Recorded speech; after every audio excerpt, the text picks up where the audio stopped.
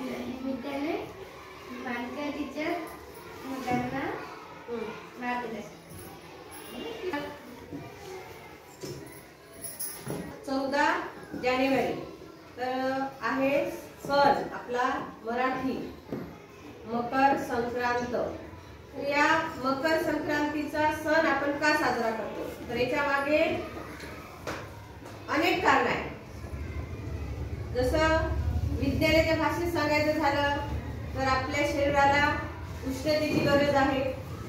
हिवाळा ऋतू संपून आता आपण उन्हाळ्याच्या दिशेने जात आहे। आपलं आता हे पृथ्वीवरचं वातावरण आणि त्या विज्ञानाच्या भाषेत जर म्हटलं तर उष्णता कमी झालेली आहे आपल्या शरीरामध्ये हिवाळ्याच्या ऋतूमध्ये आणि ती आता आपण गरम पदार्थ खाऊन वाढवणार आणि त्या गरम पदार्थामध्ये तीळ आणि गुळाचा समावेश करणार। हे आहे विज्ञानाच्या भाषेत। भूगोलाच्या जर भाषेत सांगायचं झालं तर आतापर्यंत सूर्य हा दक्षिणायनात होता। दक्षिणेकडून उगवत आता तो आजपासून उत्तरेकडे त्याचा मार्गक्रमण सुरू होत आहे। आता सूर्य बदलत नसतो। सूर्य तुम्हाला माहित आहे सूर्य जाते का इकडल्या तिकडे? सूर्याची दिशा बदलत आहे का उगवण्याची? नाही। आपण नागपूरला बघितलं सूर्य एका जागी असतो, फिरते काय मग? पृथ्वी। म्हणजे आता आपण म्हणताना असं म्हणतो की सूर्य आतापर्यंत दक्षिणायनामध्ये होता आणि आता उत्तरायणामध्ये जाणार। तर सूर्य जात नाही तर आपल्या पृथ्वीची दिशा फिरण्याची जी दिशा आहे ती आधी उत्तरेकडे झुकली होती, आता ती दक्षिणेकडे झुकणार आहे जास्त। दक्षिणेकडे होती आता ती उत्तरेकडे जाणार। दक्षिणायन म्हणतात त्याला आणि आता उत्तरायण चालू। या 14 जानेवारी पासून तुम्ही जेव्हा सकाळी निरीक्षण करसाल तर तुमच्या हे लक्षात येईल। आपल्या सावलीवरूनही समजते।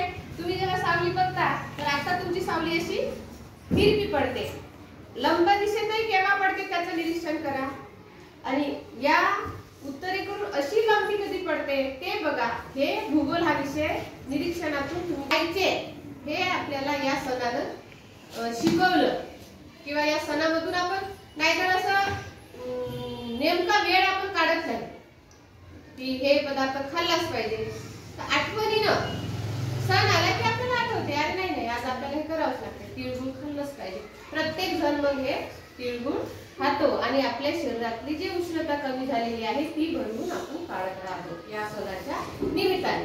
अजून एक कारण असं आहे की या तीळ संक्रांतीला घरोघरी साफसफाई चालते।